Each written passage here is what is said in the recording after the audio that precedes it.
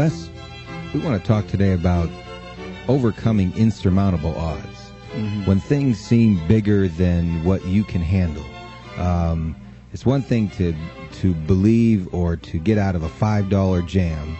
It's another thing to get out of a $5,000 jam or a $50,000 jam. Or it's one thing to have a headache and know you can take an aspirin. It's another thing to have a doctor give you a report that what you have is quote-unquote incurable. And we want to look at what do you do when things seem bigger than you are. You don't know any natural way out of the situation.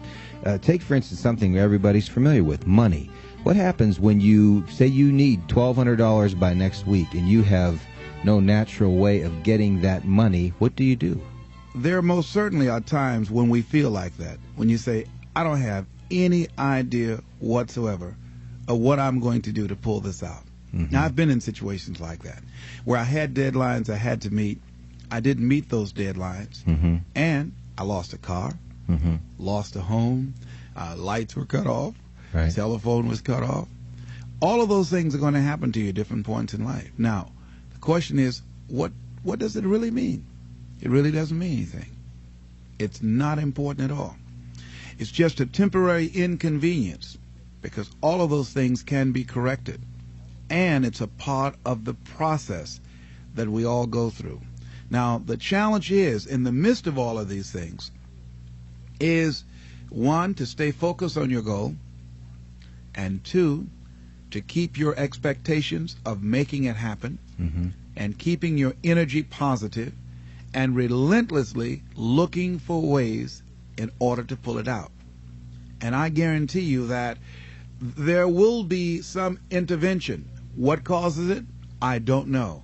That will seem like it's supernatural. Give you an example. I remember once when I lost my job, when I was fired out of broadcasting, September 18th, I'll never forget, 1978. I was behind in my house notes, and my house was up for foreclosure. I did, Larry, everything I could. I had borrowed as much money as I could borrow. I had talked to family members and friends. I did everything I could. And I couldn't get enough money, being unemployed for several months, applying for job after job after job, and couldn't get a job. I couldn't get enough money to save the house. But I never felt, and this is very important, the feeling that I had, I never felt that I was going to lose that house. I wanted that house. And so what I did was very uncanny. I released it. I did the best that I could. And at that time, with the limited money that I did have, I decided to take a trip with my family to Miami to go down and spend time in the sun with my children and my wife. We caught a Greyhound bus from Columbus, Ohio, and we went to Florida. By the time I arrived on the day that the bank was to foreclose at 12 noon on the house, I got a call from one of my former assistants who went by the house and called me and said, Les, it's an emergency. Call Columbus right away. I did, and Carolyn Sloan said, Les, you won't believe this. You have a check from the Internal Revenue Service on your income tax.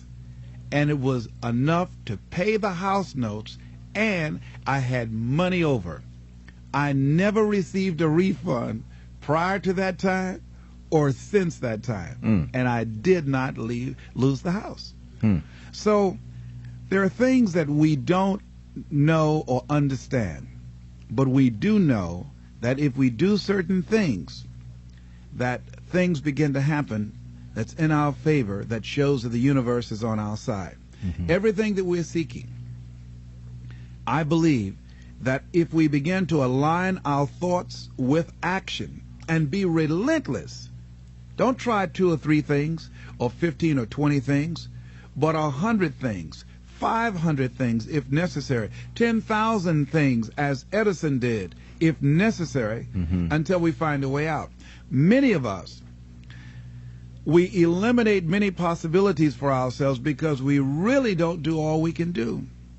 I think A.L. Williams was right when he said, all we can do is all we can do, and all we can do is enough. And I think, honestly speaking, even judging from myself, and I think that my commitment is stronger than most people. But if I had to literally measure my commitment in terms of what I put forth in my dream, I would say that I might have given about 18 to 20% of what I'm really capable of.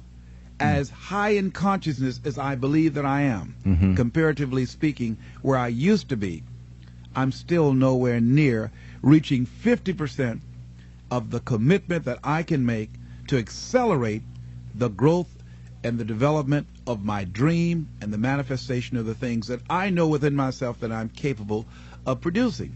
So our biggest challenge is beginning to look at within ourselves to remove those energy blocks, because if we're not producing the income that we want, let us not look outside of ourselves, but look within ourselves to find out, how am I blocking me?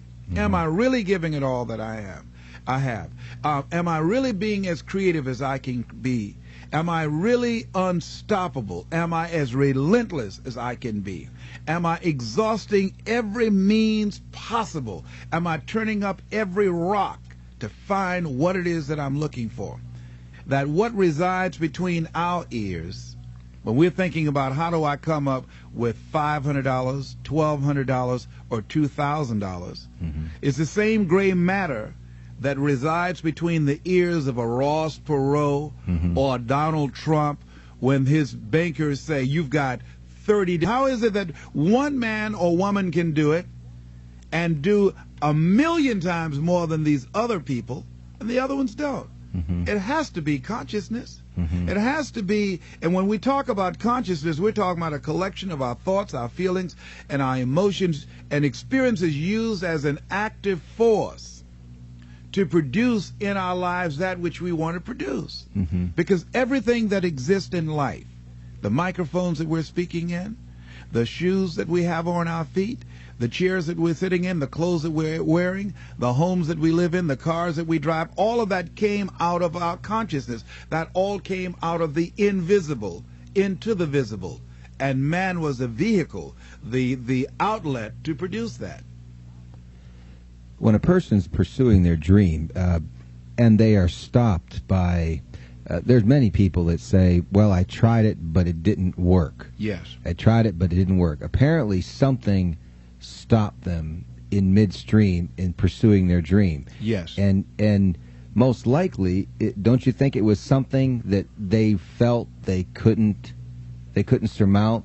It seemed as though they were stuck and there was no way out, so therefore they give up and say it didn't work? They drew a line. See, wherever we are stopped in our dream, we stopped at a place called willingness. Anybody that has fallen short of their goals, they ran into something that they were not willing to handle.